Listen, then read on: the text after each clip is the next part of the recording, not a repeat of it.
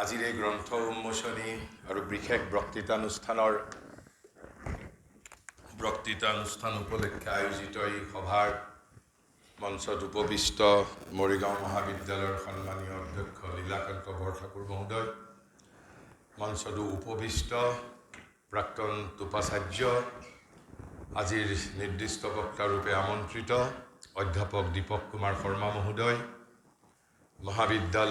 মৰিগাঁও মহাবিদ্যালয়ৰ উপাধ্যক্ষা অৰুণিমা শৰ্মা বাইদেউ, অসম কলেজ শিক্ষক সংস্থাৰ সাধাৰণ সম্পাদক এই মহাবিদ্যালয়ৰ সহকাৰী অধ্যাপক পৰাগজ্যোতি মহন্ত মহোদয়, এই মহাবিদ্যালয়ৰে প্ৰাক্তন সহযোগী অধ্যাপক বুধেন শইকীয়া প্ৰমুখ্যে, IQSUৰ সমন্বয় প্ৰমুখ্যে, মহাবিদ্যালয়ৰ সমূহ শিক্ষক শিক্ষয়িত্ৰী মহোদয়, ছাত্ৰ ছাত্ৰীসকল আৰু আজিৰ এই অনুষ্ঠানৰ মধ্যমণি প্ৰাচ্য পাশ্চাত্য দৰ্শন আৰু শংকৰদেৱ শীৰ্ষক গ্ৰন্থৰ লেখক ধনেশ্বৰ বৰা মহোদয়। মই প্ৰথমতেই আপোনালোকক 2-3টা স্পষ্টীকৰণ দি ল'ব বিচাৰিছোঁ। ছাত্ৰ ছাত্ৰীসকলৰ বাবে অলপ হয়তো কষ্টকৰ হ'ব, যিবোৰ কথা আমি আলোচনা কৰিম অলপ কষ্টকৰ হ'ব, দৰ্শনৰ কথা, কিন্তু যদি আমি কৌশল অৱলম্বন কৰিব পাৰোঁ তেনেহ'লে কষ্টকৰ হৈ নাথাকিব। ইয়াত পাশ্চাত্য দৰ্শনৰ কথা আলোচনা কৰা হৈছে, প্ৰাচ্য দৰ্শনৰ কথা আলোচনা কৰা হৈছে। প্ৰাচ্য বুলি কওঁতে আমি মূলতঃ ভাৰতীয় দৰ্শনক বুজোঁ। ভাৰতীয় আধ্যাত্মিকতাই কৈছে বস্তু বুজি পোৱাৰ বাবে কেৱল মাত্ৰ মস্তিষ্কই আমাৰ একমাত্ৰ মাধ্যম নহয়, হৃদয়েও বুজি পাব পাৰে, মনেও বুজি পাব পাৰে, প্ৰাণেও বুজি পাব পাৰে, আত্মায়ো বুজি পাব পাৰে। আপোনালোকৰ মস্তিষ্কই যদি বুজি নাপায়, আপোনালোকৰ বুদ্ধিয়ে যদি ধাৰণ কৰিব নোৱাৰে, তাৰ পৰা কোনো ক্ষতি নহয়। আপোনালোকে হৃদয় উন্মুক্ত ৰাখক, আপোনালোকৰ আত্মাক বুজিবৰ বাবে সুযোগ প্ৰদান কৰক, আৰু আত্মাই যথা সময়ত আপোনালোকক উদ্ভাসিত কৰিব, আত্মাই আপোনালোকক আলোকিত কৰিব। দ্বিতীয়তে, যিখিনি আমি ইয়াত কথা ক'ম, মোৰ সম্পূৰ্ণ কথা you can reject me, you can throw' it away, you can dismiss. আৰু এই স্বাধীনতা মই দিয়া নাই, এই স্বাধীনতা ভাৰতবৰ্ষই দিছে। প্ৰমাণ কি? গীতাৰ 18তম অধ্যায়ত 63 নম্বৰ শ্লোকত, 78 সংখ্যক শ্লোকত গীতা সমাপ্ত হৈছে।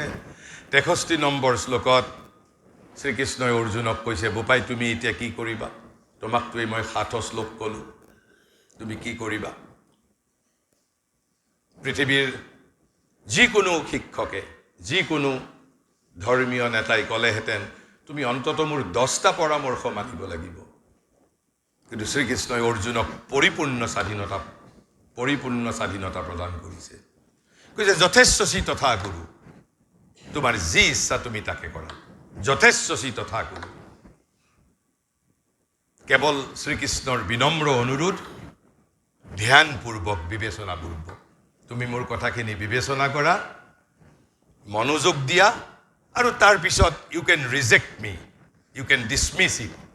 কৈছে যথেষ্টচি তথা গুৰু, যথা ইচ্ছা তথা গুৰু।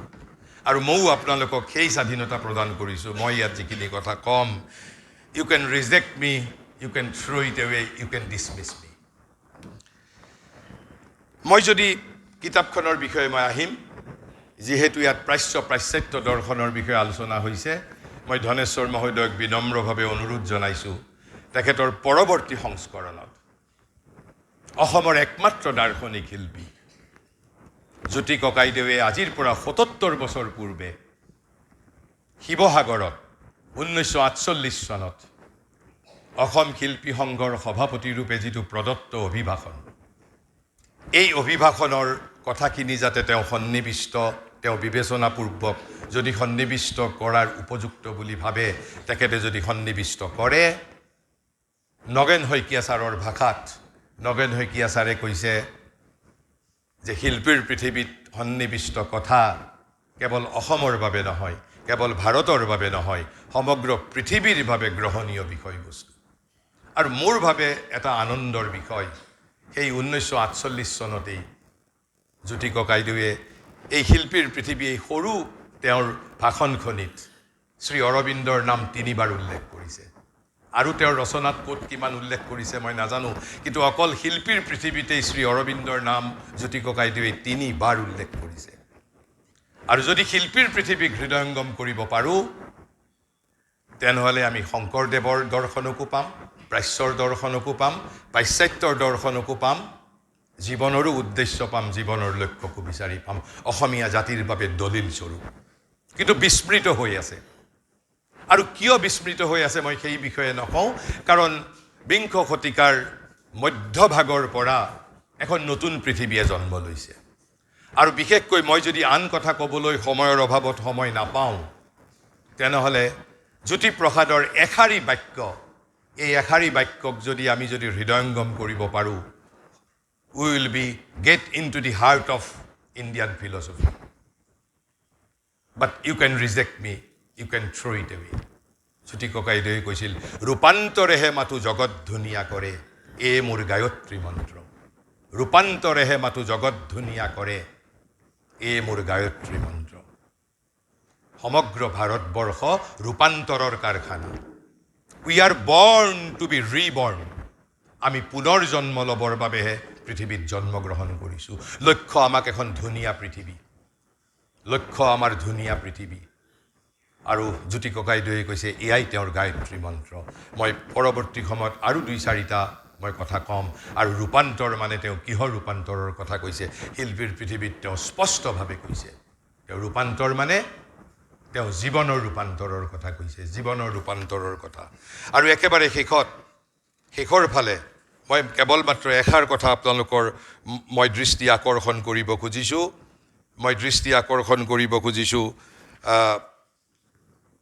আৰু তাৰ কথাৰ মাজতে সমগ্ৰ পাশ্য দৰ্শনৰ সাৰমৰ্ম অন্তৰ্নিহিত হৈ আছে শিল্পীৰ পৃথিৱীত। কাৰণ কিয় মই পণ্ডিতৰ দৃষ্টিভংগীৰে বক্তৃতা দিব নাজানো। বিকজ বেচিকেলি আই এম এ সাধক, আই এম এ ডিভোটি, মই ভক্ত, মই সাধক। গতিকে মই সাধকৰ দৃষ্টিভংগীৰেহে বক্তৃতা দিম। মই পাণ্ডিত্যৰ দৃষ্টিভংগীৰে মই বক্তৃতা দিবলৈ শিকা নাই, মই জনাও নাই। জ্যোতি ককাইদেৱে লিখিছিল, শ্ৰীমন্ত শংকৰে দিয়া বিশ্ব সংস্কৃতিৰ ৰূপান্তৰৰ শিল্পী হৈ। শ্ৰীমন্ত শংকৰে দিয়া বিশ্ব সংস্কৃতিৰ ৰূপান্তৰৰ শিল্পী হৈ। শ্ৰীমন্ত শংকৰে আমাক কি বিশ্ব সংস্কৃতি প্ৰদান কৰিছিল, কি ৰূপান্তৰৰ সংস্কৃতি প্ৰদান কৰিছিল? জ্যোতি ককাইদেৱে কৈছে, শ্ৰীমন্ত শংকৰে দিয়া বিশ্ব সংস্কৃতিৰ ৰূপান্তৰৰ শিল্পী হৈ আজি অসমীয়া শিল্পী বিশ্বশিল্পী হৈ জনতাৰ কোলাত জ্বলি উঠক। বিশ্বশিল্পী হৈ জনতাৰ কোলাত জ্বলি উঠক। আৰু বিশ্বশিল্পী হৈ জনতাৰ কোলাত জ্বলি উঠি অসমীয়া শিল্পীয়ে কি কৰিব লাগিব? বিনোদনৰ কথা কোৱা নাই। দুপৰ নিশা 3 বজালৈকে মই শিল্পীৰ সংগীত শুনিব লাগিব, সেই বাধ্যবাধকতাও আমাক প্ৰদান কৰা নাই। কৈছে অসমীয়া শিল্পীৰ বাবে বাধ্যতামূলক দায়িত্ব দি থৈ গৈছে। কৈছে অসমীয়া শিল্পীৰ সাধনাত ভগীৰথৰ তপস্যাত গংগা নমাদি চিৰসুন্দৰ পৃথিৱীৰ জীৱনলৈ নামি আহক। এয়া কেৱল, আৰু জ্যোতিপ্ৰসাদৰ ভাষাত শিল্পী কেৱল মাত্ৰ কবি গায়কেই শিল্পী নহয়, আপুনি মই প্ৰতিগৰাকী জনতাই শিল্পী। গতিকে প্ৰতিগৰাকী জনতাৰ দায়িত্ব হ'ল চিৰসুন্দৰক পৃথিৱীলৈ নমাই আনিব লাগিব। বাট হু ইজ চিৰসুন্দৰ? আৰু সেইবাবে জ্যোতি ককাইদেৱে গাইছিল, তোৰে মোৰে আলু কৰে যাত্ৰা, আমি পালোঁ জীৱনৰ অৰ্থ অভিনৱ। ৰূপান্তৰেহে মাথো জগত ধুনীয়া কৰে, মোৰ গায়ত্ৰী মন্ত্ৰ। এই যে অভিনৱ জীৱনৰ কথা কৈছিল, কি অভিনৱ জীৱনৰ কথা কৈছিল? এয়া সেই বৃহদাৰণ্যক উপনিষদৰ শাশ্বত ভাৰতবৰ্ষৰ যি মূল বাণী, অসতো মা সদ্গময় তমসো মা জ্যোতিৰ্গময় মৃত্যুৰ মা অমৃতম গময়। দিছ অমৃতম গময় ইজ দি জ্যোতিপ্ৰসাদৰ জীৱনৰ অৰ্থত অভিনৱ। This amritam gamaya is the bringing down of chirasundar into this earth. পৃথিৱীলৈ নমাই অনাৰ অৰ্থ আৰু এয়াই পাশ্য দৰ্শনৰ মূল মন্ত্ৰ মই সাধকৰ দৃষ্টিভংগীৰে কৈছোঁ তাৰপিছত ধনেশ্বৰ বৰা মহোদয়ৰ কিতাপখনলৈ আহিছোঁ শ্ৰী অৰবিন্দই তেখেতে মই সৌভাগ্য যে তেখেতৰ কিতাপখনত আমাৰ অভাজনে যি শ্ৰী অৰবিন্দৰ কিতাপ অনুবাদ কৰিছিলোঁ ভাৰতীয় সংস্কৃতিৰ ভিত্তি সেই কিতাপৰ কথাও তেখেতে উল্লেখ কৰিছে তেখেতে উৎস হিচাপে উল্লেখ কৰিছে আৰু সেইখন কিতাপতেই শ্ৰী অৰবিন্দই ভাৰতীয় সাহিত্য শীৰ্ষক 5টা অধ্যায় আছে তাত তেওঁ একেবাৰে সহজ আমাৰ আজিকালি সাহিত্য সমালোচক বহুত জটিল সাহিত্য সমালোচনাই সাম্প্ৰতিক সময়ত এটা জটিল ৰূপ ধাৰণ কৰিছে বহু সময়ত সাহিত্য সমালোচকসকল মনস্তাত্ত্বিক নহয় মনস্তত্ত্ববিদ নহয় অথচ তেওঁলোকে সাহিত্য সমালোচনা কৰাৰ বাবে প্ৰয়াস কৰে শ্ৰী অৰবিন্দই সেয়েহে এবাৰ কৈছিল তেওঁৰ জীৱনী লিখিবলৈ বিচাৰোঁতে এজন জীৱনীকাৰক তেওঁ কৈছিল nobody can write about me why তেওঁৰ বিষয়ে কিয় লিখিব নোৱাৰিব কৈছে because my life has not been on the surface for men to see মোৰ মানুহে কি দেখা পাব মোৰ মা কোন মোৰ দেউতা কোন আছিল মোৰ ভাতৃ কোন আছিল মই কেতিয়া কেম্ব্ৰিজত পঢ়িছিলোঁ মই ICS কেতিয়া পাইছিলোঁ কিন্তু যিজন ভিতৰৰ মানুহজনক বুজি পাব লাগিলে সেই অন্তৰ্দৃষ্টিৰ প্ৰয়োজন আছে কিন্তু তথাপিতো শ্ৰী অৰবিন্দই কৈছে সাহিত্য সমালোচনা কৰিব লাগিলে তেওঁ 3টা মাপদণ্ড দিছে 3টা মাপকাঠি দিছে একেবাৰে সহজ মাপকাঠি প্ৰথম কৈছে উপাদানৰ মহত্ব আৰু মূল্যৰ দ্বাৰা আমি যিকোনো সাহিত্যৰ সমালোচনা কৰিব লাগিব উপাদানৰ মহত্ব আৰু মূল্যৰ দ্বাৰা দ্বিতীয়তে কৈছে উপাদানৰ মহত্ব আৰু মূল্য হ'লেই নহ'ব দ্বিতীয়টো কৈছে অন্তৰস্থ ভাৱ তথা ভাৱনাৰ মূল্য অথবা উপযোগিতা অন্তৰস্থ ভাৱ তথা ভাৱনাৰ অৰ্থাৎ সেই লেখকৰ কবিৰ ঔপন্যাসিকৰ অন্তৰস্থ ভাৱ কি এই যে আমাক অম্বিকাগিৰি ৰায়চৌধুৰীয়ে কবিতাত লিখিছিল মই বিপ্লৱী মই তাণ্ডৱী ভিতৰত পুহি দুষ্ট পিশাচ বাহিৰত তাকে মোহিনী কলাৰ ছবি অৰ্থাৎ বাহিৰত মোহিনী কলাৰ ছবি আঁকিছে তেওঁ যদি ভিতৰত দুষ্ট পিশাচ পুহি ৰাখিছে মই কোৱা নাই অম্বিকাগিৰি ৰায়চৌধুৰীয়ে কৈ গৈছে অৰ্থাৎ ভিতৰত দুষ্ট পিশাচ পুহিও মোহিনী কলাৰ ছবি আঁকা ইজ পচিবল মই কোৱা নাই অম্বিকাগিৰিয়ে কৈ থৈ গৈছে গতিকে তাৰ পিছত কৈছে ৰূপ আৰু ভাষাৰ সৌন্দৰ্য তথা মাধুৰ্যৰ দ্বাৰা এই 3টাই মাপদণ্ড দিছে অন্তৰস্থ ভাৱনা ৰূপ বা ভাষাৰ মাধুৰ্য আৰু তৃতীয়তে কৈছে উপাদানৰ মহত্ব আৰু মূল্য আৰু এবিধ তেওঁ উচ্চতম সাহিত্যৰ কথা কৈছে একেবাৰে উচ্চতম সাহিত্য আৰু মোৰ দৃষ্টিত সেই সাহিত্যৰ অন্তৰ্ভুক্ত পৃথিৱীৰ কেৱল মাত্ৰ দুখন শাশ্বত মহাকাব্যৰ বাহিৰে আন কোনেও হয়তো দাবী কৰিব নোৱাৰিব আৰু আপোনালোকে দুখন শাশ্বত মহাকাব্য বুলি কওঁতেই আপোনালোকে বুজি পাইছে ৰামায়ণ আৰু মহাভাৰতৰ বাহিৰে এই যিটো উচ্চতম সাহিত্যৰ কথা কৈছে পৃথিৱীৰ আন কোনো মহাকাব্যই আন কোনো সাহিত্যই আধুনিক যুগৰ কোনো নোবেল পুৰস্কাৰ প্ৰাপ্ত কিতাপেও হয়তো সেই মৰ্যাদা লাভ কৰিব নোৱাৰিব মোৰ দৃষ্টিত but you can reject me you can throw' it away তেওঁ কৈছে বাক শিল্পৰ উচ্চতম বিধান পৰিতৃপ্ত কৰি কোনো উচ্চতম প্ৰতিনিধিৰ মাজেৰে এটা জাতি এটা যুগ আৰু এটা সংস্কৃতিৰ কৈছে যি সাহিত্যই এটা জাতি এটা যুগ আৰু সেই জাতিৰ সংস্কৃতিৰ অন্তৰাত্মা মনৰ আদৰ্শ আৰু জীৱন যাত্ৰা প্ৰণালীৰ আৱিষ্কাৰ আৰু সমুন্নতি সাধন কৰিব পাৰে সেই সাহিত্যক তেওঁ একেবাৰে উচ্চতম সাহিত্য বুলি কৈছে অৰ্থাৎ এটা যুগ এটা জাতি এটা সংস্কৃতিৰ অন্তৰাত্মাক আৱিষ্কাৰ কৰিব লাগিব জীৱন যাত্ৰা প্ৰণালীক আৱিষ্কাৰ কৰিব লাগিব আৰু মনৰ আদৰ্শক আৱিষ্কাৰ কৰিব পাৰিব লাগিব কেৱল আৱিষ্কাৰ কৰিলেই নহ'ব তাৰ সমুন্নতি সাধন কৰিব পাৰিব লাগিব মোটামুটিভাৱে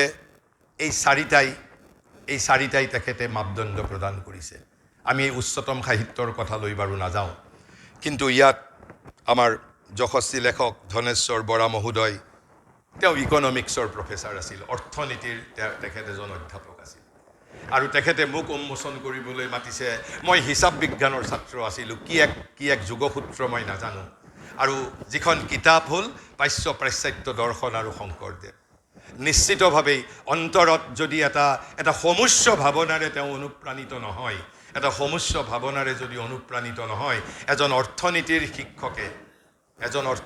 শিক্ষকে দৰ্শনৰ কিতাপ লিখিবলৈ নিশ্চিতভাৱে প্ৰয়াস নকৰিলেহেঁতেন।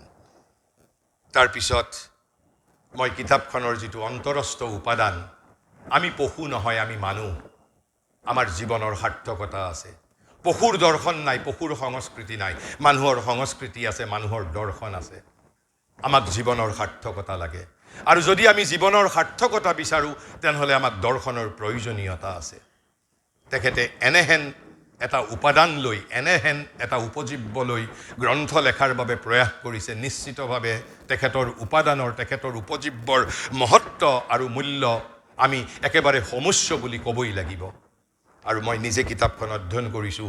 তেখেত অৰ্থনীতিৰ অধ্যাপক হৈও তেখেতৰ ভাষা অতি প্ৰাঞ্জল, তেখেতৰ ভাষা অতি প্ৰাঞ্জল। আৰু তাৰ উপৰি মই লক্ষ্য কৰিছোঁ তেখেতে অতি আন্তৰিকতাপূৰ্ণভাৱে কিতাপখন লিখিছে। কিতাপখন কোনোবাই ভাল পাব পাৰে, কোনোবাই বেয়া পাব পাৰে, কাৰোবাৰ মানসিক দাবী সন্তুষ্ট কৰিব পাৰে, কাৰোবাক কৰিব নোৱাৰিব পাৰে, কিন্তু তেখেতৰ কিতাপখনৰ মাজত পঢ়িলে অন্তত মোৰ তেনেধৰণৰ এটা অনুভৱ হৈছে। অত্যন্ত আন্তৰিকতাৰে তেখেতে এই গ্ৰন্থখন প্ৰণয়ন কৰিছে, আৰু অতি শ্ৰমসাধ্য কাম কৰিছে। ইমান সহজ নহয়। তেখেতে ইয়াত বিবেকানন্দ, ৰামকৃষ্ণ, শংকৰদেৱ, তাৰপিছত শ্ৰী অৰবিন্দকে আদি কৰি তেখেতে প্ৰায় সকলোখিনিকে অন্তৰ্ভুক্ত কৰি লৈ, সন্নিৱিষ্ট কৰি লৈ, যিটোক আমি ইংৰাজীৰ একেবাৰে ইনক্লুচিভ বুলি ক'ব বিচাৰোঁ, এটা সৰ্বসমাৱেশী তত্ত্ব প্ৰদান কৰি ইয়াত আনকি দীপক শৰ্মা মহোদয়ৰ গ্ৰন্থৰো ইয়াত উল্লেখ আছে। তেখেতে যিমানখিনি পাৰে তেখেতৰ অতি শ্ৰমসাধ্য কাম কৰিছে, আৰু মোৰ দৃষ্টিত এক সাধনাতুল্য কাম কৰা বুলি মই ক'ব বিচাৰোঁ। আৰু কিতাপখনৰ মাজত পাঠকে নবীনত্ব এটা বিচাৰি পাব। তাৰ মাজত যথেষ্ট তেখেতে শংকৰদেৱৰ বিষয়ে লেখা কিতাপ, পাশ্চাত্য দৰ্শনৰ বিষয়ে লেখা কিতাপতকৈ তাৰ মাজত কিছু নবীনত্ব তেখেতসকলে পাব। আৰু যিটো মোৰ চকুত ধৰা পৰিছে, তেওঁ যিমান দূৰ সম্ভৱ নিৰপেক্ষ আৰু পক্ষপাত শূন্য হিচাপে তেওঁ গ্ৰন্থখন প্ৰণয়ন কৰিবলৈ যত্ন কৰিছে। আৰু এই যে নিঃসন্দেহে গ্ৰন্থখন পাণ্ডিত্যৰে পৰিপূৰ্ণ, কেৱল শ্ৰমসাধ্যই নহয়, এই যে গ্ৰন্থখন আপোনাৰ পাণ্ডিত্যৰে পৰিপূৰ্ণ, আৰু এখন দায়িত্বশীল আৰু এখন অতীৱ প্ৰয়োজনীয় কিতাপ। আৰু শংকৰদেৱৰ দৰ্শনক একেবাৰে বুজিব পৰাকৈ তেওঁ উপযুক্তভাৱে উপস্থাপন কৰিছে, আলোচনা কৰিছে। আৰু সেই দৃষ্টিভংগীৰ ফালৰ পৰাই মই কিতাপখন এখন শিক্ষামূলক আৰু আলোকপ্ৰদ গ্ৰন্থ হিচাপে মই অভিহিত কৰিব বিচাৰিছোঁ। আৰু সেইবাবে তেখেত আমাৰ সকলোৰে শলাগৰ পাত্ৰ। আমি তেখেতক আন্তৰিক অভিনন্দন জ্ঞাপন কৰিছোঁ। মই ব্যক্তিগতভাৱে মুগ্ধ যে তেখেতে আমাৰ দৰে অভাজনৰ গ্ৰন্থৰ পৰাও উৎস লৈছে, আমাক সেই ধৰণে বিবেচনা কৰিছে। সেইভাৱে মই নিশ্চিতভাৱে আপ্লুত আৰু মুগ্ধ হৈছোঁ। শ্ৰী অৰবিন্দৰ দৰ্শনক বুজিবলৈ তেওঁ অহোপুৰুষাৰ্থ কৰিছে। আৰু মই যিখিনি শ্ৰী অৰবিন্দৰ বিশাল দৰ্শনৰ হয়তো এটা ক্ষুদ্ৰ অংশ মই হৃদয়ংগম কৰিবলৈ সক্ষম হৈছোঁ, সেই দৃষ্টিৰে তেখেতে প্ৰায় যথেষ্ট, আনে যিটো শ্ৰী অৰবিন্দৰ দৰ্শনক একেবাৰে কঠিন দৰ্শন বুলি কয়, কিন্তু তেখেতে অতি প্ৰাঞ্জল ভাষাত অন্তত তেখেতৰ শ্ৰী অৰবিন্দৰ দৰ্শনৰ বিষয়ে তেখেতে যিখিনি কথা লিখিছে, যদি আপোনালোকে হৃদয়ংগম কৰিব পাৰে তেনেহ'লে তেখেতে যথেষ্ট প্ৰাঞ্জল ভাষাৰে লিখিছে। মই সেইসমূহ কথা মই ইয়াত পুনৰুক্তি কৰিবলৈ নাযাওঁ, কিন্তু তেখেতে গোটেই পৰৱৰ্তী সংস্কৰণত মই ইয়াত যি ২-৪টা কথা ক'ম, যদি তেখেতে বিবেচনা কৰে সেই কথাবোৰ অন্তৰ্ভুক্ত কৰাৰ বাবে, সেইটো মই তেখেতৰ প্ৰতি এটা মোৰ অনুৰোধ থাকিব।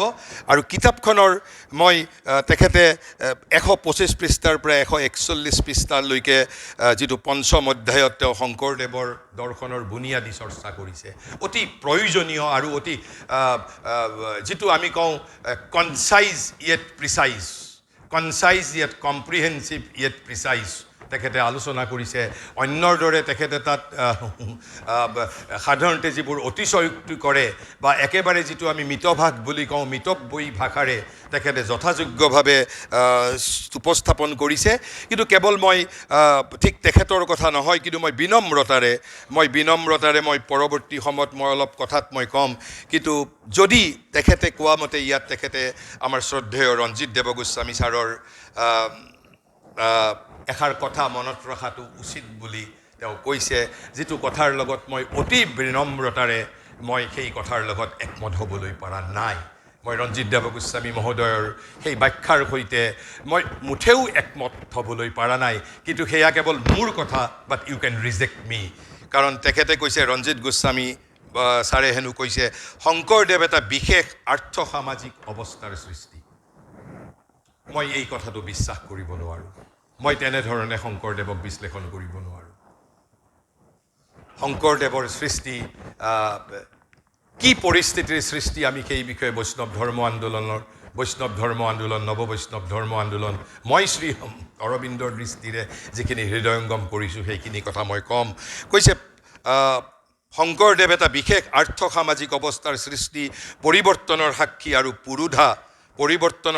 আৰু পুৰোধা তেওঁৰ প্ৰতিভাৰ মূল্যায়নো সেই দৃষ্টিকোণৰ পৰাই হোৱাটো যুগুত যিটো কথা মই বিশেষভাৱে but you have every right to reject me you have every right to throw' my comments away মোৰ তাত কোনো আপত্তিৰ কাৰণ নাই কিন্তু শংকৰদেৱ এটা বিশেষ আৰ্থ সামাজিক পৰিস্থিতিৰ সৃষ্টি এনেধৰণৰ কথাৰে মই শংকৰদেৱৰ বিশাল অধ্যাত্ম ব্যক্তিত্ব যদি বৈষ্ণৱ ধৰ্ম আন্দোলনে ভাৰতবৰ্ষক বিগত সহস্ৰ বছৰত ভাৰতবৰ্ষক ৰক্ষা কৰিছে it has nothing to do with অৰ্থনীতি নিশ্চিতভাৱে শংকৰদেৱৰ সমাজ চৈতন্য আছিল কিন্তু সেই সমাজ ডিভাইনলি ইনস্পায়াৰ্ড ছ'চাইটি আছিল নট দি ইণ্টেলেকচুৱেল ছ'চাইটি এখন ডিভাইনলি ইনস্পায়াৰ্ড ছ'চাইটি তেওঁ যি 4 বস্তুৰ কথা কৈ থৈ গৈছিল গুৰু দেৱ ভকত আৰু নাম শংকৰদেৱৰ সৃষ্টিৰ যিটো মূল ভিত্তি অৰ্থাৎ এই ভকতৰ জৰিয়তেই তেওঁৰ যিটো সমাজ চেতনা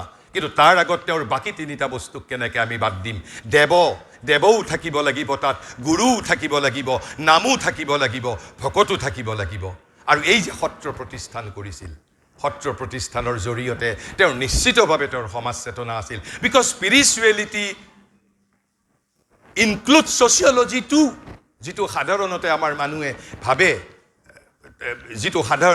সেই ধৰণৰ কথা নহয় কাৰণ শ্ৰী অৰবিন্দইটো কৈছে তেওঁৰ অধ্যাত্মৰ মাজত বিজ্ঞানো থাকিব কলাও থাকিব সাহিত্যও থাকিব ৰাজনীতিও থাকিব সমাজনীতিও থাকিব কিন্তু মই শ্ৰী অৰবিন্দৰ শংকৰদেৱৰ সৃষ্টিক বা শংকৰদেৱক এটা বিশেষ আৰ্থ সামাজিক পৰিস্থিতিৰ সৃষ্টি বুলি মানি ল'বৰ বাবে মই বিনম্ৰতাৰে মই কিছু কষ্ট পাইছোঁ কিন্তু মোৰ দৃষ্টিভংগীয়ে মোৰ ব্যক্তিগত দৃষ্টিভংগী কাৰণ ৰঞ্জিত গোস্বামী ছাৰ এজন পুৰোধা ব্যক্তিত্ব গতিকে you have every right to reject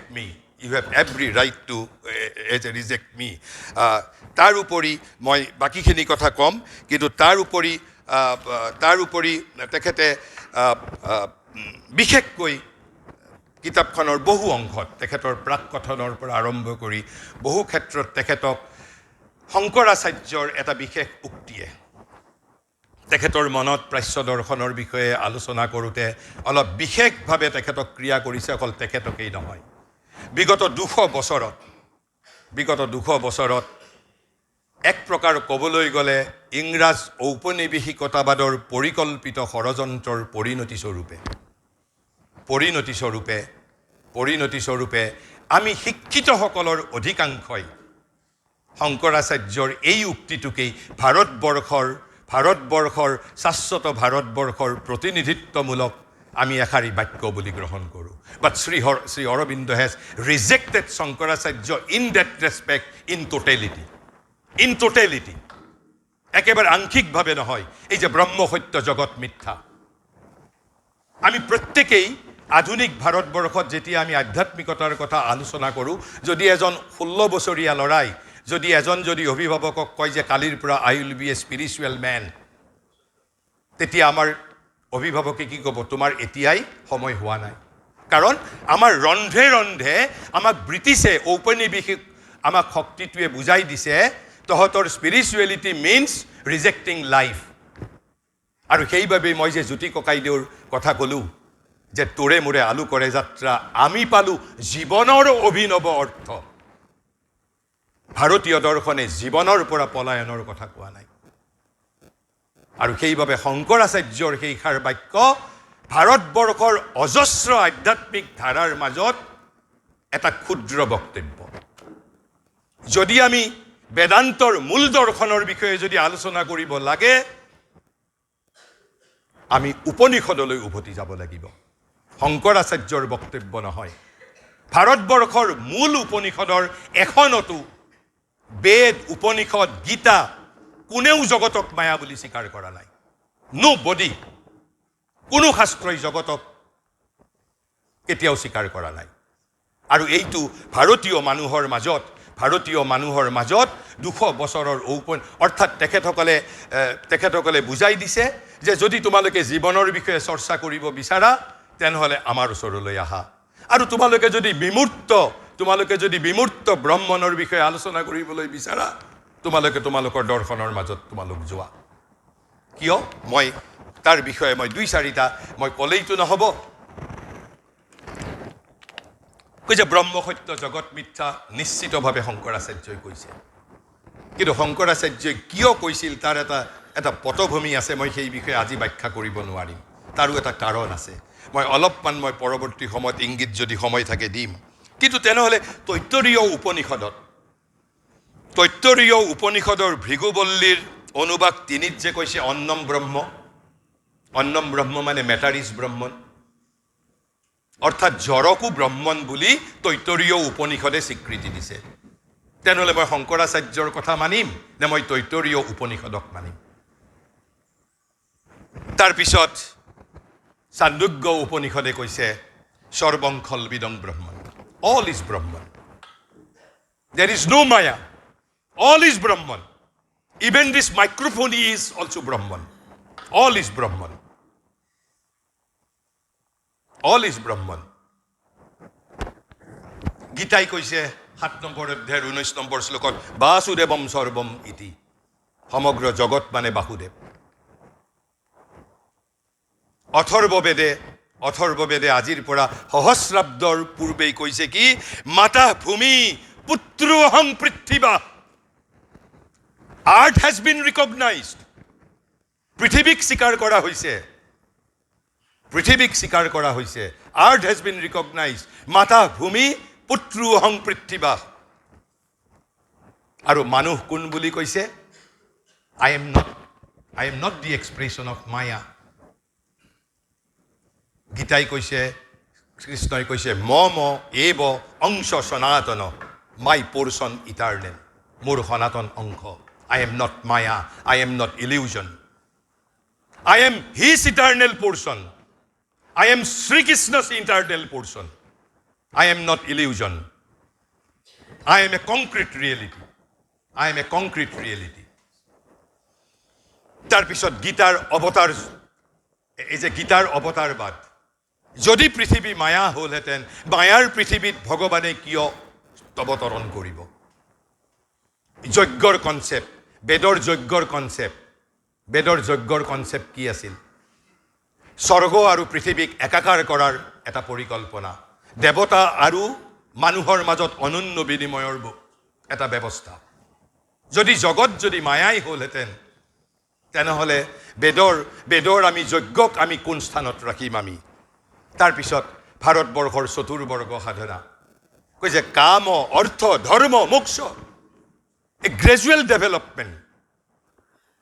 নিশ্চিতভাৱে মুখ্যক উচ্চতম স্থান দিছে, কিন্তু আমাৰ কামনা বাসনাৰ জীৱন হেজ বিন ৰিকগনাইজড। আমাৰ কাম, অৰ্থ, ধৰ্ম, মোক্ষ। তাৰপিছত চতুৰাশ্ৰমৰ কথা কৈছে। প্ৰথমতে কি কৈছে? আমাৰ ব্ৰহ্মচৰ্যৰ কথা কৈছে, তাৰপিছত গৃহস্থ জীৱনৰ কথা কৈছে, তাৰপিছত বানপ্ৰস্থ, তাৰপিছতহে সন্ন্যাস। তেনেহ'লে আমি এই যে ব্ৰহ্ম সত্য জগত মিথ্যা, তাৰ তেনেহ'লে প্ৰেক্ষাপটটো কি আছিল? মই শ্ৰী অৰবিন্দৰ উক্তিৰে মই পিছত দুই এটা উক্তি আপোনালোকক ক'ম। মূলত বিগত ২৫০০ বছৰ পূৰ্বে বুদ্ধদেৱে আহি যেতিয়া ব্ৰহ্মণকো অস্বীকাৰ কৰিলে, ভগৱানকো অস্বীকাৰ কৰিলে, তেওঁ নিহিলিজিমৰ কথা ক'লে, আৰু তাৰ পৰিণতি স্বৰূপে it was incumbent upon Shankaracharya to rehabilitated Brahman. ব্ৰহ্মণক তেওঁ পুনৰ স্থাপিত কৰাৰ প্ৰয়োজনে দেখা দিছিল। কিয়? তাৰ আগতে বুদ্ধদেৱে আনকি ব্ৰহ্মণকো অস্বীকাৰ কৰি থৈ গ'ল। আৰু যদি আমি ক'ব লাগে অসম শ্ৰেষ্ঠ, তেনেহ'লে আমি ক'ব লাগিব পশ্চিমবংগ নিকৃষ্ট। গতিকে শংকৰাচাৰ্যই সেই সময়ত ক'লে তেওঁৰ বাবে প্ৰধান দায়িত্ব আছিল the idea of Brahma has to be rehabilitated. গতিকে শংকৰাচাৰ্যই সেই সময়ত এক প্ৰকাৰ বলপূৰ্বকভাৱে কেৱল ব্ৰহ্মণৰ কথা কৈছিল, যে তোমালোকে পৃথিৱীৰ আন সকলো কথা বাদ দিয়া। যি ধৰণে আমি মেট্ৰিকৰ ছাত্ৰ ছাত্ৰীক কি কওঁ, যে তুমি এতিয়া দৰ্শনৰ কথা চিন্তা কৰিব নালাগে, তুমি এতিয়া তোমাৰ এই যে 2 মাহ পিছত পৰীক্ষা হ'ব, তুমি কেৱল তাৰ প্ৰতি তুমি কেৱল মাত্ৰ মনোনিৱেশ কৰা। ঠিক সেই ধৰণৰ এটা তৎকালীন প্ৰয়োজনীয়তাৰ বাবে শংকৰাচাৰ্যই এই উক্তি প্ৰদান কৰিছিল। আৰু শ্ৰী অৰবিন্দই তেওঁৰ ভাৰতৰ নৱজন্ম শীৰ্ষক প্ৰবন্ধত লিখিছিল, তাৰ কাৰণ এইটো হ'ল এটা, আৰু 2 নম্বৰ কাৰণ হ'ল ভাৰতীয় মানুহৰ এইটো এটা বিশিষ্ট পদ্ধতি, যে যেতিয়া ভাৰতীয় মানুহে ব্ৰহ্মণৰ সন্ধান কৰিছে, তেতিয়া সমগ্ৰ পৃথিৱীক পৰিত্যাগ কৰিছে। আৰু তেতিয়া কৈছে ব্ৰহ্ম সত্য জগত মিথ্যা। আকৌ যেতিয়া ভাৰতবৰ্ষই ইহজীৱনৰ ভোগৰ কথা চিন্তা কৰিছে, তেতিয়া চাৰ্বাকে কৈছে ঋণং কৃত্যা ঘৃতং প্ৰিবেদ। আনকি পশ্চিমতকৈও সুতীব্ৰ জড়বাদ এই ভাৰতবৰ্ষতেই প্ৰতিষ্ঠিত হৈছিল, চাৰ্বাক দৰ্শন। যদি আপুনি চাবলৈ যায় চাৰ্বাক দৰ্শন আৰু শংকৰাচাৰ্যৰ কথা দুটা একেবাৰে সুমেৰু আৰু কুমেৰু, কিন্তু এই ভাৰতবৰ্ষতেই উদ্ভূত হৈছিল। তাৰ কাৰণ ভাৰতীয় জ্ঞান পৰম্পৰাৰ এইটো এটা বিশিষ্ট বৈশিষ্ট্য, যে যেতিয়া যিটোক বিচাৰে একেবাৰে একানপতীয়াভাৱে বিচাৰে। কাৰণ শংকৰাচাৰ্যৰ সেই বাক্যক আমি মূল উপনিষদৰ সূত্ৰৰ মাজত তাৰ স্বীকৃতি পাম নে নাপাম সেই বিষয়ে বিচাৰি চাব লাগিব আমি। কিন্তু তথাপিতো আমি এই কথাও অনস্বীকাৰ্য যে বিগত ২৫০০ বছৰৰ পিছত ভাৰতবৰ্ষত এটা দৰ্শন মায়াবাদ। কাৰণ ভাৰতবৰ্ষই মানুহক চিন্তাৰ পৰিপূৰ্ণ স্বাধীনতা দিছে। আন সকলো দৰ্শনৰ সমানে Mayavad is also one of Indian philosophies. মায়াবাদেহে জগতক মায়া বুলি কৈছে, সকলো দৰ্শনে কোৱা নাই। মূল বেদান্ত, যদি আমি বেদান্ত বুলি ক'লে উপনিষদক বুজিব লাগিব। উপনিষদে কৈছে জগত ভগৱানৰ অভিব্যক্তি বুলি কৈছে, জগত ভগৱানৰ অভিব্যক্তি বুলি কৈছে। ধনেশ্বৰ বৰমাহুদে নিজেই তেওঁৰ কিতাপত লিখিছে, শংকৰদেৱৰ মতে জগত ভগৱানৰ প্ৰকাশ বুলি কৈছে, এক্সপ্ৰেছন, জগত ভগৱানৰ প্ৰকাশ। অৰ্থাৎ বৈষ্ণৱ ধৰ্ম আন্দোলনে জগতক ভগৱানৰ প্ৰকাশ আৰু লীলা বুলি গণ্য কৰে। জগতক ভগৱানৰ প্ৰকাশ আৰু লীলা হিচাপে গণ্য কৰে। বেদান্তই ভগৱানৰ অভিব্যক্তি, আৰু শ্ৰী অৰবিন্দই এই দুইটাক স্বীকাৰ কৰিতো তেওঁ কৈছে ব্ৰহ্ম সত্য, জগত সত্য, জগতেই ব্ৰহ্মণ। শ্ৰী অৰবিন্দই এই বৈষ্ণৱ ধৰ্ম আন্দোলনৰ মূল তত্ত্ব, বেদান্তৰ মূল তত্ত্বক সন্নিৱিষ্ট কৰি তাতকৈও হি হেজ ফ'ৰ্চফুলি ছেইড, কৈছে ব্ৰহ্ম সত্য, জগত সত্য আৰু জগতেই ব্ৰহ্মণ। কাৰণ ভাৰতবৰ্ষত ক্ৰিয়েটৰ আৰু ক্ৰিয়েশ্যন, এই যিটো ধাৰণা স্ৰষ্টা আৰু সৃষ্টি, এইটো কেৱল নিম্নতৰ পৰ্যায়তহে আছে। কিন্তু উচ্চতৰ পৰ্যায়ত কি কয়? Being and becoming. There is a being, he is becoming. একেই বহুলৈ ৰূপান্তৰিত হৈছে। This bahu has not been created by this ekam sat. Ekam sat has become this multiplicity. এই যে মাল্টিটিউড, এই যে আমি জগতৰ যি বহু দেখিবলৈ পাইছোঁ, one has become many, and that is why Vaishnava ধৰ্ম আন্দোলনে কৈছে জগত ভগৱানৰ লীলা। মই সেই কথাৰ প্ৰতি মই ধনেশ্বৰ মহোদয়ৰ দৃষ্টি আকৰ্ষণ কৰিছোঁ, যদি সেই বিষয়ে অলপ অনুনিৱেশ কৰে, কাৰণ সময় হৈছে। যদি আমি শংকৰাচাৰ্যৰ বক্তব্যকেই শাশ্বত ভাৰতৰ বক্তব্য বুলি আমি স্বীকাৰ কৰিব নোৱাৰোঁ, কাৰণ শংকৰাচাৰ্যৰ বক্তব্য এটা তৎকালীন প্ৰয়োজনীয়তা আছিল। শংকৰাচাৰ্য এজন অতি উচ্চ স্তৰৰ মনীষী আছিল। তেওঁ আন যিবোৰ কথা লিখি থৈ গৈছে, কিন্তু তেওঁৰ এই যিটো ব্ৰহ্ম সত্য জগত মিথ্যা, আৰু সেইবাবে আনকি মই আপোনালোকক এটা উদাহৰণ দিওঁ। তেওঁ যেতিয়া ঈশৌ উপনিষদৰ অনুবাদ কৰিছে, শংকৰাচাৰ্যৰ যদি ট্ৰেন্সলেশ্যনটো চাই, শংকৰাচাৰ্যই বাস্য শব্দ কৈছে, ঈশা বাস্যম, এই বাস্য শব্দ ইয়াত দীপক শৰ্মা মহোদয় আছে, মোতকৈ ভালদৰে জানিব। শ্ৰী অৰবিন্দই কৈছে বাস্যম শব্দটোৰ 2-3টা অৰ্থ আছে। বাস্যম মানে কাপোৰো হয়, বাস্যম মানে ঢাকি দিয়াও হয়, আৰু কৈছে বাস্য শব্দটোৰে আবাস ভূমিও হয়। আৰু শংকৰাচাৰ্যই যিহেতু জগতক মায়া বুলি কৈছে, তেওঁ ঈশ্বৰ দ্বাৰা আবৃত বুলি কৈছে। ঈশ্বৰ দ্বাৰা আবৃত বুলি কৈছে জগত। এই যে ঈশা বাস্যমিদম, এই যৎকিঞ্চ জগত্যাং জগত, কিন্তু শ্ৰী অৰবিন্দই কৈছে তেওঁ বাস্যটো আবাস ভূমি, কৈছে এই জগত ঈশ্বৰ আবাস ভূমি বুলি কৈছে তেওঁ। আৰু আন এজন যোগী যিজনে শ্ৰী অৰবিন্দৰ অসামান্য গ্ৰন্থ দিব্যজীৱন বাংলালৈ অনুবাদ কৰিছে, যোগী অনিৰ্বাণে কৈছে জগত ঈশ্বৰ দ্বাৰা উদ্ভাসিত হৈছে, আলোকিত হৈছে। কিন্তু শংকৰাচাৰ্যই অনুবাদ কৰিছে যে জগত ঈশ্বৰ দ্বাৰা আবৃত হৈ আছে। তেনেহ'লে মই এতিয়া অলপমান আপোনালোকক শ্ৰী অৰবিন্দই এবাৰ এখন চিঠিত লিখিছিল, তেওঁ সমগ্ৰ ভাৰতবৰ্ষৰ ইতিহাসক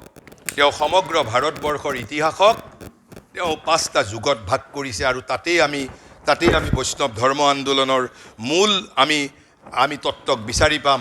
কিন্তু তেওঁ তাৰ মাজত কি বুলি কৈছে যে জগত মায়া নহয়। জগত তেনেহ'লে কি বুলি কৈছে constant development of a divine purpose. যে ভাৰতৰ ইতিহাস কৈছে constant development of a divine purpose. কৈছে গীতা উপনিষদ বেদৰ মাজতেই আমাৰ সমস্ত সত্য আছে যদিও গীতা উপনিষদ বেদেই কিন্তু শেষ কথা নহয়, সেই বুলিও কৈছে তেওঁ। মই গোটেই চিঠিখন ইয়াত পঢ়ি পেলাই নিদিওঁ। তেওঁ যিটো মূল বাক্য কৈছে constant development of a divine purpose. জগত মায়া নহয়, জগত ইলিউজন নহয়, কনষ্টেণ্ট ডেভেলপমেণ্ট। আৰু সেই কনষ্টেণ্ট ডেভেলপমেণ্টটো কি, ক্ৰমবিকাশটো কি, একেবাৰে সমগ্ৰ ভাৰতবৰ্ষৰ দাৰ্শনিক ইতিহাস, সামাজিক ইতিহাস, আমাৰ যিটো আধ্যাত্মিক ইতিহাস তেওঁ অতি কম শব্দৰে তেওঁ তাত সন্নিৱিষ্ট কৰিছে। তাতেই আমি শংকৰদেৱৰ নৱবৈষ্ণৱ ধৰ্ম আন্দোলন আৰু বৈষ্ণৱ ধৰ্ম আন্দোলনৰ মূল তত্ত্ব বিচাৰি পাম। আৰু যিটো মই কৈছিলোঁ, কিয় জ্যোতি ককাইদেৱে কৈছিল শ্ৰীমন্ত শংকৰে দিয়া বিশ্ব সংস্কৃতিৰ ৰূপান্তৰৰ শিল্পী হৈ, কিয় জ্যোতি ককাইদেৱে কৈছিল ৰূপান্তৰেহে জগত ধুনীয়া কৰে। মইতো এটা ক'লোৱেই, বৃহদাৰণ্যক উপনিষদৰ অচতৌ মা সদ্গময় তমসৌ মা জ্যোতিৰ্গময় মৃত্যুৰ মা অমৃতম গময়। Life has to be a journey from unreal to real. Life has to be a journey from darkness to light. Life has to be a journey from mortality to immortality. Is it not a journey of transformation? এয়াই জীৱনৰ ৰূপান্তৰ নহয় জানো, যিটো জ্যোতি ককাইদেৱে কৈ গৈছিল? তেনেহ'লে কৈছে শ্ৰী অৰবিন্দই প্ৰথমতে ক'লে তেওঁ সমগ্ৰ ভাৰতৰ ইতিহাসক 3টা যুগত ভাগ কৰিলে। তাৰপিছত সেই 3টা যুগক তেওঁ 5টা পৰ্যায়ত তেওঁ বিভক্ত কৰিছে।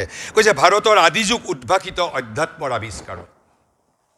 কিন্তু অধ্যাত্মৰ আৱিষ্কাৰ মানে কি আমি ক'ম। তাৰপিছত কৈছে মধ্যযুগত সমাপ্ত হ'ল ধৰ্মৰ আৱিষ্কাৰ। ধৰ্ম মানে ইয়াত আচাৰ অনুষ্ঠান, আচাৰ সংহিতা বা আমাৰ প্ৰতিষ্ঠানিক ধৰ্মৰ কথা কোৱা নাই, এজ অফ একশ্যনৰ কথা কৈছে। এজ অফ একশ্যনৰ কথা কৈছে, আমাৰ এটা সক্ৰিয় জীৱনবোধৰ কথা কৈছে। তাৰপিছত কৈছে তৃতীয় তথা অন্তিম যুগত শাস্ত্ৰই গঢ়ি তুলিলে প্ৰয়োগৰ প্ৰাথমিক পুংখানুপুংখ আৰু বহল তথা জটিল বিধি বিধান। কিন্তু তাৰপিছত কৈছে 3টা যুগেই সেই বুলি আপোনাৰ এক্সক্লুচিভ নহয়। 3টা যুগেই প্ৰতিটো সময়তে একেলগেই আছিল। কোনোবাটো সময়ত কোনোবাটো বস্তুক বেছি গুৰুত্ব প্ৰদান কৰা হৈছিল কেৱল মাত্ৰ।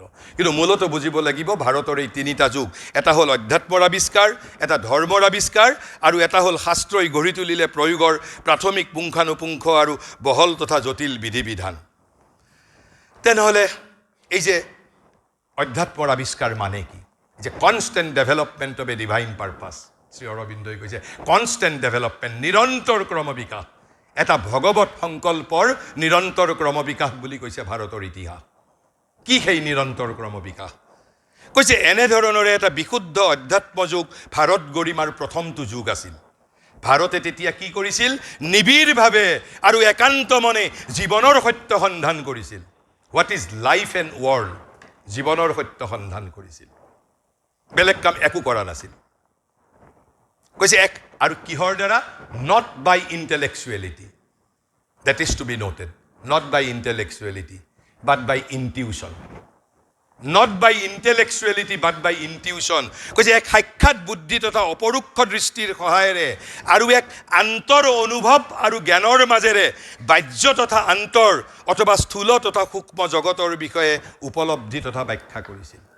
অৰ্থাৎ বাহ্য জীৱন এজ ৱেল এজ আন্তৰ জীৱন, সূক্ষ্ম জগত, স্থূল জগত এজ ৱেল এজ সূক্ষ্ম জগত। অৰ্থাৎ ভাৰতবৰ্ষই প্ৰথমৰ পৰাই এই স্থূল জগতক মায়া বুলি গণ্য কৰা নাই। It's a concrete reality. It is the Brahman itself. It is the self-expression of Brahman. It is not Maya. কৈছে এক সাক্ষাৎ বুদ্ধি অৰ্থাৎ অপৰোক্ষ দৃষ্টি, ডাইৰেক্ট নলেজ। মই সেই নলেজৰ বিষয়ে ভাৰতবৰ্ষত নলেজৰ 4টা শ্ৰেণী বিভাগ আছে, সেই বিষয়ে ক'বলৈ নাযাওঁ। ডাইৰেক্ট নলেজ বুলি কৈছে। আমি বৰ্তমান যিটো আমাৰ knowledge, it is through indirect knowledge, it is through intellectuality, it is through brain. আমাক এটা মাধ্যম লাগে, কিন্তু ভাৰতবৰ্ষত এই এটা জ্ঞান প্ৰণালী আছিল হুইচ ৱাজ ডাইৰেক্ট, সাক্ষাৎ বুদ্ধি। আৰু এই সাক্ষাৎ বুদ্ধিৰ পৰম পৰাকাষ্ঠা যদি আধুনিক যুগত আপুনি যদি ক'বলৈ যায়, হি ৱাজ ৰামকৃষ্ণ পৰমহংস। যেতিয়া ৰামকৃষ্ণ পৰমহংসক বিবেকানন্দ আৰু তেখেতৰ শিষ্যসকলে যেতিয়া তেখেতসকলৰ মাজত বেদ উপনিষদৰ কথা লৈ বাদানুবাদ হৈছিল, যেতিয়া গৈ গুৰুক সুধিছিল, গুৰুটো নিৰক্ষৰ আছিল ৰামকৃষ্ণ পৰমহংস, তেওঁ আনকি নিজৰ মাতৃভাষাটোও ক'ব পৰা নাছিল। যেতিয়া গুৰুক গৈ সোধে, গুৰুৱে ইমান সহজভাৱে কথাটো বুজাই দিয়ে, আৰু তাৰপিছত তেওঁলোকে যেতিয়া উপনিষদ আৰু বেদত তেওঁলোকে মেলি চায়, একেবাৰে একেখিনি কথাই পায়। এই ৰামকৃষ্ণ আছিল এই ভাৰতীয় জ্ঞান প্ৰণালীৰ এই যিটো বিশেষ কৌশল, সাক্ষাৎ বুদ্ধি, আমি যিটো অপৰোক্ষ বুদ্ধি বুলি কওঁ, তাৰ জীৱন্ত একেবাৰে মূৰ্ত বিগ্ৰহ আছিল আধুনিক যুগত। অতীত যুগততো অনেক আছিল। গতিকে এয়া হ'ল প্ৰথমটো যুগ, এয়া হ'ল প্ৰথমটো যুগ। কিন্তু তাৰ পিছৰ যুগটোত কি কৰা গৈছিল? তাৰ পিছৰ যুগটোত কি কৰা গৈছিল? কৈছে ভাৰত গৰিমাৰ যেতিয়া সুদীৰ্ঘ দ্বিতীয় যুগ, মই যিমানখিনি পাৰোঁ সংক্ষিপ্তভাৱে ক'বলৈ গৈছোঁ, যে ভাৰত গৰিমাৰ যেতিয়া সুদীৰ্ঘ দ্বিতীয় যুগ, তেতিয়া দেখা দিলে বিচাৰ বুদ্ধি, নৈতিক আদৰ্শ আৰু আধ্যাত্মিক সত্যৰ দীপ্তিত জীৱনক গঢ়ি তুলিবলৈ তথা নিয়ন্ত্ৰিত কৰিবলৈ জ্ঞান প্ৰবুদ্ধ প্ৰচণ্ড কৰ্মইখনাৰ যুগ। অৰ্থাৎ প্ৰথম যুগত অধ্যাত্মৰ আৱিষ্কাৰ, দ্বিতীয় যুগত ফৰ্মেশ্যন অফ লাইফ, আমি জীৱনক গঢ়িম এইবাৰ। তাৰ দ্বাৰা প্ৰথম যুগৰ আধ্যাত্মিক প্ৰভাৰে। আৰু সেইবাবে কৈছে কি, ভাৰত গৰিমাৰ যেতিয়া দ্বিতীয় সুদীৰ্ঘ যুগ, তেতিয়া দেখা দিলে বিচাৰ বুদ্ধি, নৈতিক আদৰ্শ, আধ্যাত্মিক সত্যৰ দীপ্তিত জীৱনক গঢ়ি তুলিবলৈ তথা নিয়ন্ত্ৰিত কৰিবলৈ জ্ঞান প্ৰবুদ্ধ প্ৰচণ্ড কৰ্মইখনা। Is it not a constant development of divine purpose? Is it not a journey of transformation? সেইবাবেই জ্যোতি ককাইদেৱে কৈছিল, ৰূপান্তৰেহে জগত ধুনীয়া কৰে। Chemistry cannot make our world beautiful, technology cannot make our world beautiful, it is only through transformation of life that can make our world beautiful. তেনেহ'লে কৈছে, তাৰমানে আমি যদি বুজিবলৈ যদি যাওঁ এই দ্বিতীয় যুগটোক, অৰ্থাৎ আত্মজ্ঞানৰ যুগৰ পাছত দেখা দিলে ধৰ্মৰ যুগে। অৰ্থাৎ কৰ্মইখনাৰ যুগটোকে ধৰ্মৰ যুগ বুলি কৈছে আত্মজ্ঞানৰ যুগৰ পাছত। প্ৰথমটো যুগ আছিল আত্মজ্ঞানৰ যুগ, আৰু তাৰ দ্বিতীয়টো যুগ হ'ল এজ অফ ইণ্টেলেক্ট, বুদ্ধিৰ যুগ।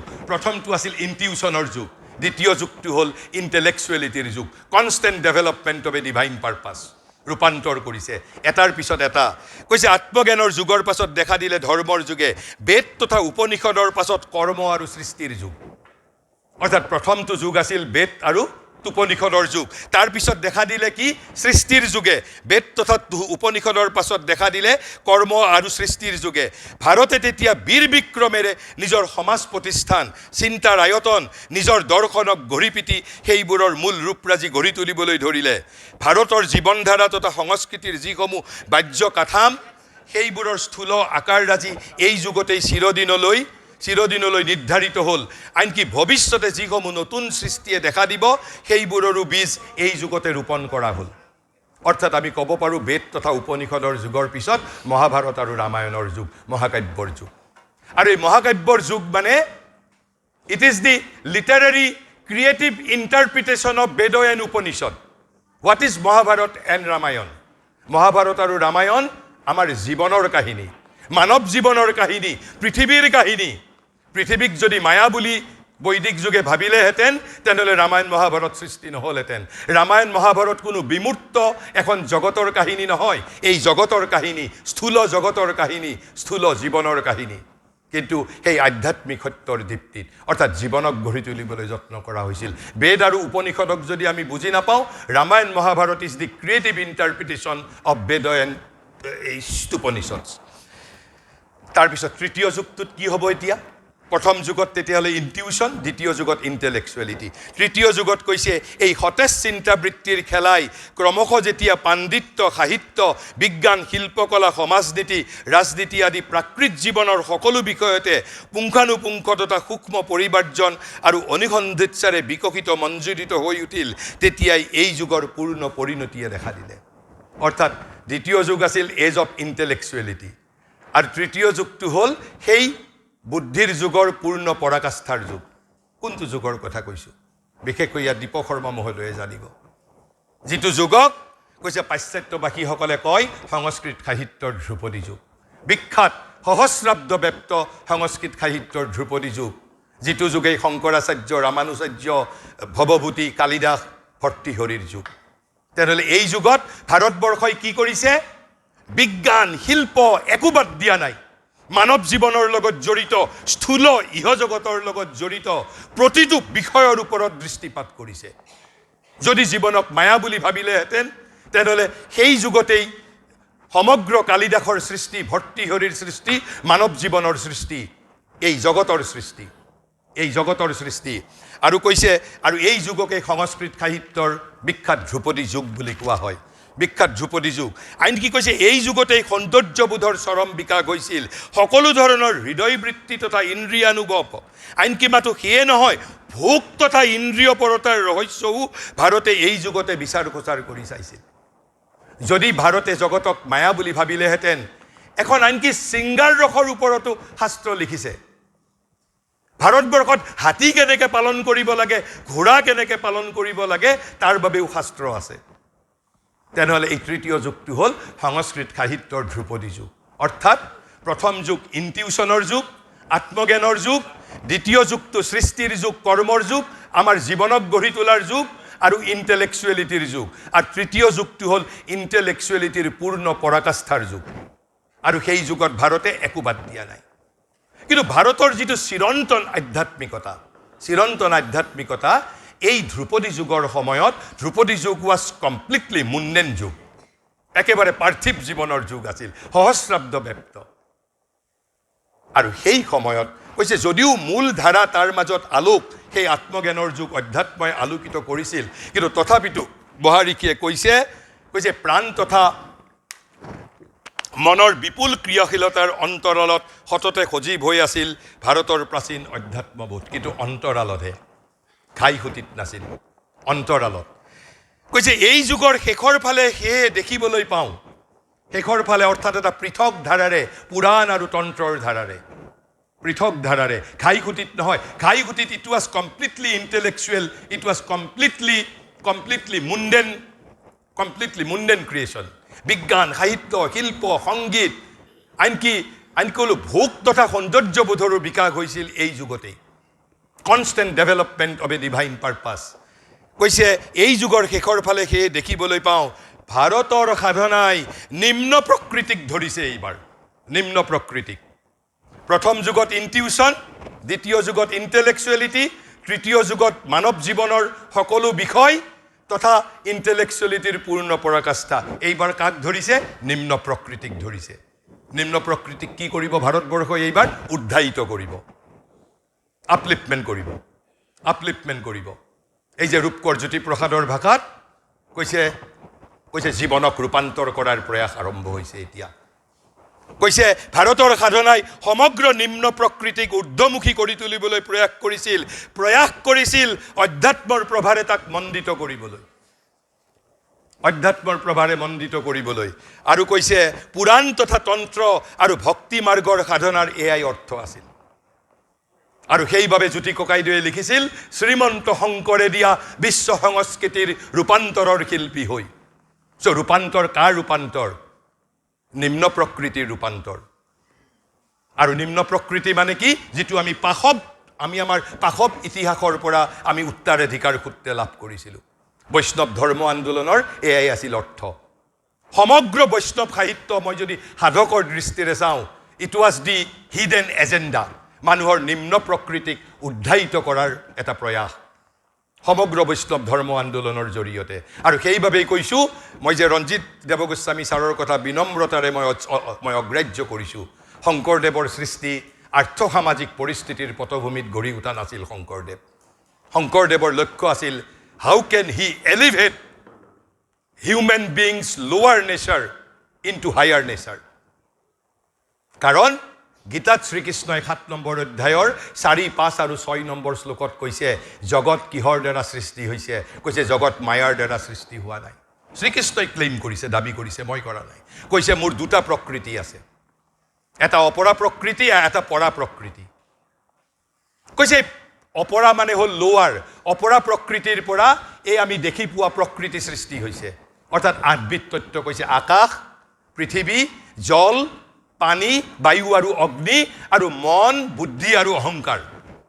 এই 8টা তত্ত্ব হেনো, এই 8টা তত্ত্বৰ দ্বাৰাই প্ৰকৃতি সৃষ্টি হৈছে, নিম্ন প্ৰকৃতি, অপৰা প্ৰকৃতি। আৰু তাৰ পৰা প্ৰকৃতিৰ পৰা কি সৃষ্টি হৈছে? কৈছে জীৱাত্মা সৃষ্টি হৈছে। গতিকে we are not maya, we are the manifestation of para prakriti of Shrikrishna. মম এব অংশ সনাতন। আৰু শ্ৰীকৃষ্ণই 6 নম্বৰ অধ্যায়ত 6 নম্বৰ শ্লোকত কৈছে মোৰ পৰা আৰু অপৰা প্ৰকৃতিৰ পৰাই এই জগত সৃষ্টি হৈছে। তেনেহ'লে আমি জগতক মায়া বুলি ক'ত ক'লে? তেনেহ'লে কৈছে এই যিটো আমাৰ বৈষ্ণৱ ধৰ্ম আন্দোলনৰ মূল লক্ষ্য আছিল কি? Transformation of our lower life. It was an effort, endeavour to elevate our lower nature into higher nature. আৰু সেইবাবেই তেওঁৰ 4 বস্তুৰ ভিতৰত গুৰু, দেৱ, নাম আৰু ভকত, ডিভাইনলি ইনস্পায়াৰ্ড ছ'চাইটিৰ কথা কৈছিল। তাৰপিছত তেনেহ'লে আহিল আমি যিটো শংকৰদেৱৰ ক্ষেত্ৰত আৰু কওঁ যে নৱবৈষ্ণৱ ধৰ্মৰ আন্দোলন বুলিও কওঁ। শ্ৰী অৰবিন্দই ইয়াত যেনিবা পোষ্ট বৈষ্ণৱিজিম বুলি কৈছে, পোষ্ট বৈষ্ণৱিজিম। কৈছে উত্তৰ কালৰ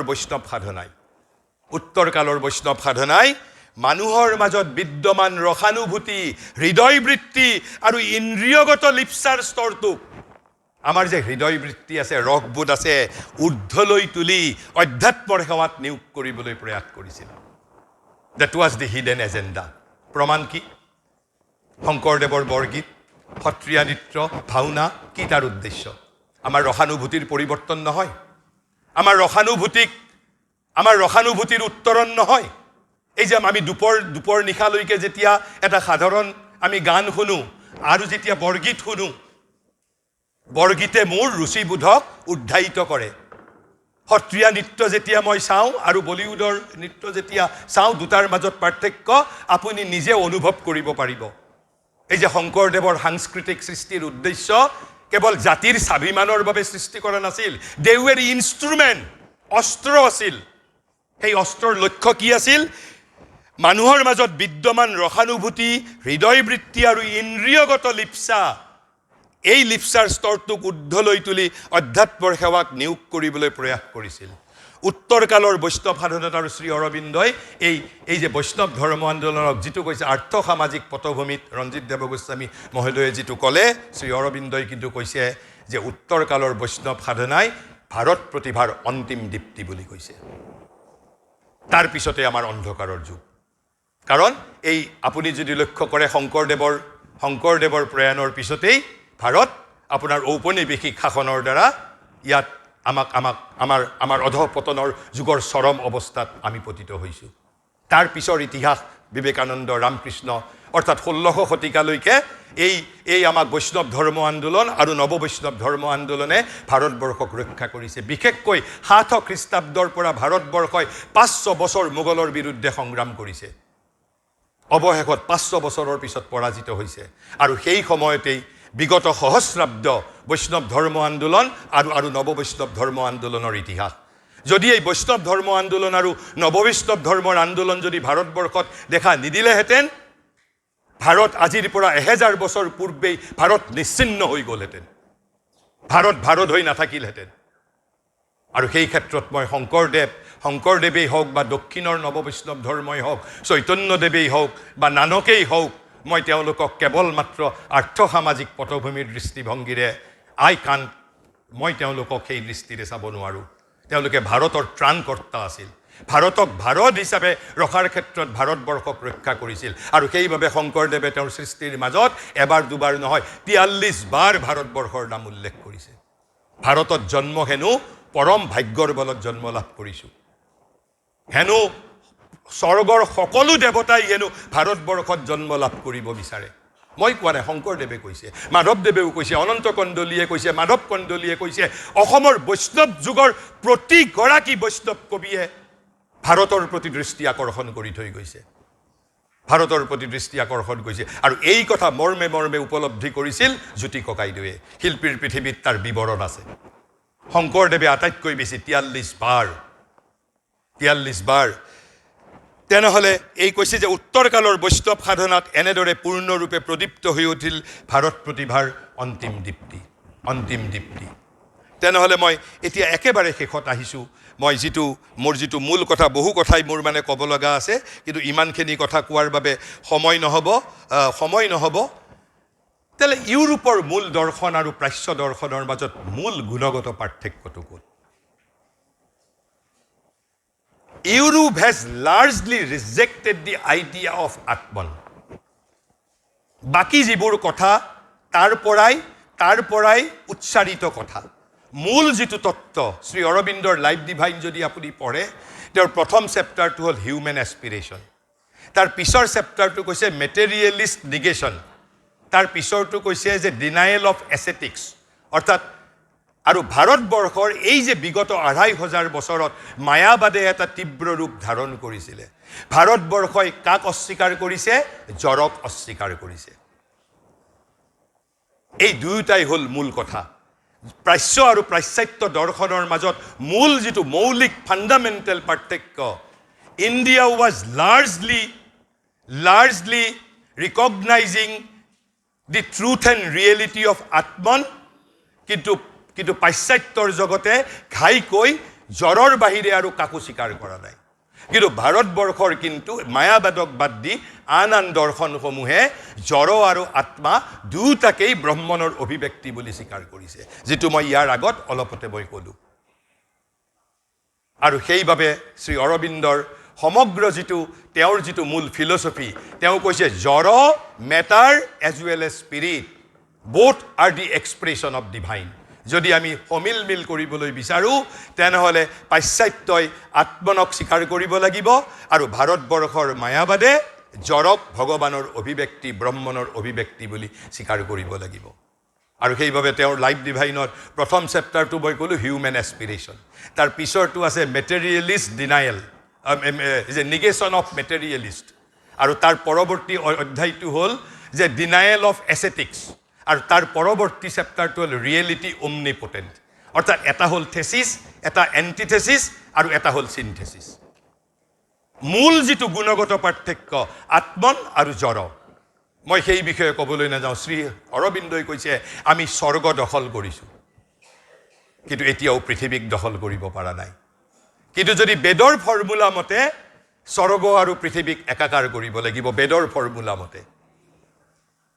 সেইবাবে বেদত যিটো যজ্ঞৰ ধাৰণা, গতিকে আমি শংকৰাচাৰ্যৰ তৎকালীন প্ৰয়োজনীয়তাৰ পৰিপ্ৰেক্ষিতত উচ্চাৰিত কথাখিনিকেই আমি ভাৰতবৰ্ষৰ শাশ্বত বাণী বুলি ধৰিব নোৱাৰোঁ।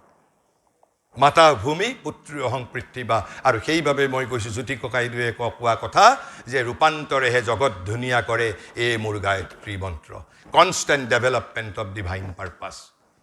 আৰু এই যে ব্ৰিটিছসকল আচলতে ভাৰতবৰ্ষত আহিছিল, তাৰো অন্তৰালত দিয়াৰ ৱাজ এ ডিভাইন সংকল্প আচলতে আত্মন আৰু জড়ৰ মাজত এটা চিন্থেচিছ কৰাৰ বাবে মই বাকি ব্যাখ্যা কৰিবলৈ নাযাওঁ মই ব্যাখ্যা কৰিবলৈ গ'লে the western conception of life Indian conception of life Indian conception of spirituality নানা কথা ক'ব পাৰিম সেইবিলাক বহুত সময় যাব কিন্তু মূল যিটো ফাণ্ডামেণ্টেল কথা আৰু শ্ৰী অৰবিন্দৰ সমগ্ৰ দৰ্শনৰ যিটো মূল তত্ত্ব এই জড় আৰু আত্মন তেওঁ বলপূৰ্বকভাৱে কৈছে both R manifestation of divine আৰু সেইবাবে আমাৰ যিটো তৈত্তৰীয় উপনিষদৰ কথা মই ক'লোঁ অন্নম ব্ৰহ্মম পাৰ্থক্য ইমানেই পাশ্চাত্য জগতে আত্মনক দুই এজন মুষ্টিমেয়ক বাদ দি দুই এজন আমাৰ ষ্টয়িক ফিলচফি আমাৰ গীতাৰ আদৰ্শৰ দ্বাৰা তেওঁলোক প্ৰভাৱিত হৈছিল আৰু এটা সময়ত প্ৰাচ্য ভাৰতীয় আদৰ্শৰ দ্বাৰা সমগ্ৰ পাশ্চাত্য কিছু পৰিমাণে প্ৰভাৱিত হৈছিল কিন্তু তাহাঁতৰ যিটো মূল যিটো ঘাই দৰ্শন হ'ল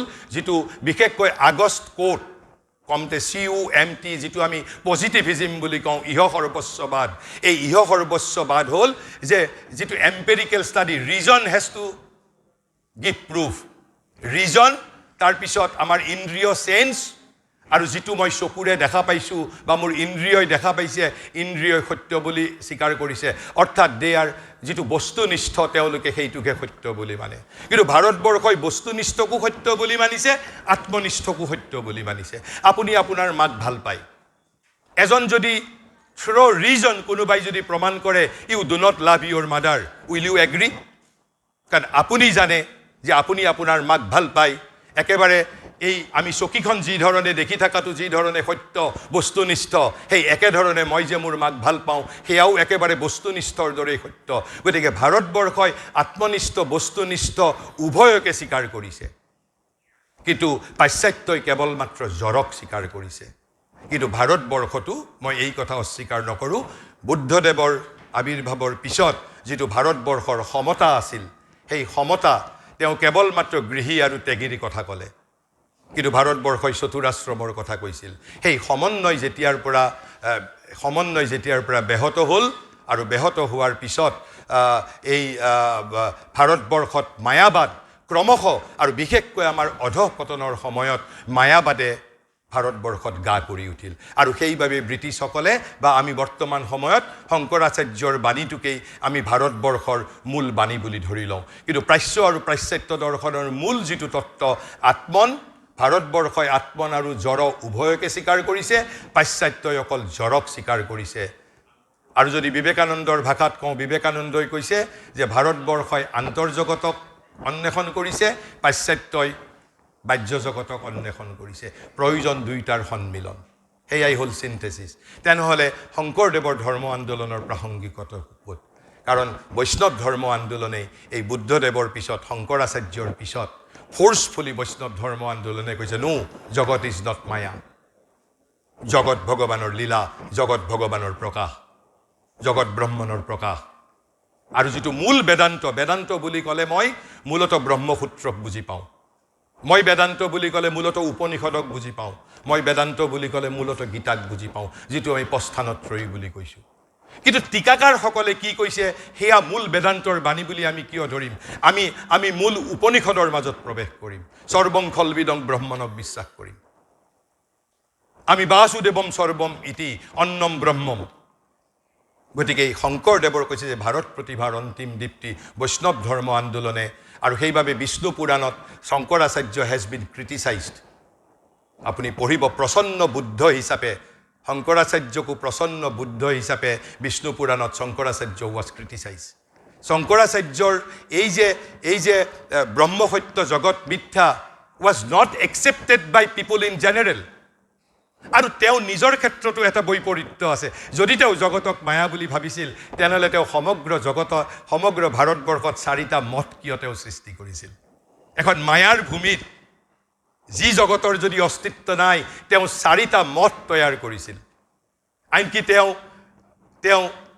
তেওঁ নিজৰ মাক আৰু দেউতাকৰ শ্ৰাদ্ধও সমাপন কৰিছিল তাৰ মানে তেওঁ জীৱনক স্বীকাৰ কৰিছিল তেওঁ এটা তৎকালীন প্ৰয়োজনীয়তাৰ কাৰণে এই কথাষাৰ ক'বলৈ বাধ্য হৈছিল কিন্তু তথাপিতো মই কওঁ ভাৰতবৰ্ষই যিহেতু মানুহক আধ্যাত্মিক স্বাধীনতা প্ৰদান কৰিছে এটা মায়াবাদ নামৰ যিটো ভাৰতীয় দৰ্শন সেই মায়াবাদে কিন্তু জগতক মায়া বুলি স্বীকাৰ কৰে কিন্তু মায়াবাদেই ভাৰতৰ একমাত্ৰ দৰ্শন নহয়।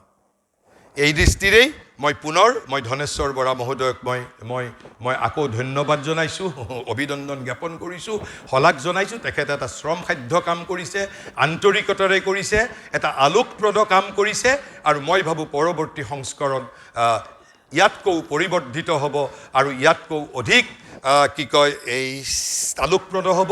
সেই দৃষ্টিৰে মই তেখেতক পুনৰ অভিনন্দন আৰু শলাগ জ্ঞাপন কৰি আমাৰ দৰে অভাজনক মাতি আনি এই 2-4 আষাৰ কথা ক'বলৈ সুযোগ দিয়াৰ বাবে ধন্যবাদ কৃতজ্ঞতা জ্ঞাপন কৰি, মৰিগাঁও মহাবিদ্যালয়কো ধন্যবাদ কৃতজ্ঞতা জ্ঞাপন কৰি মোৰ বক্তব্যৰ সামৰণি মাৰিছোঁ।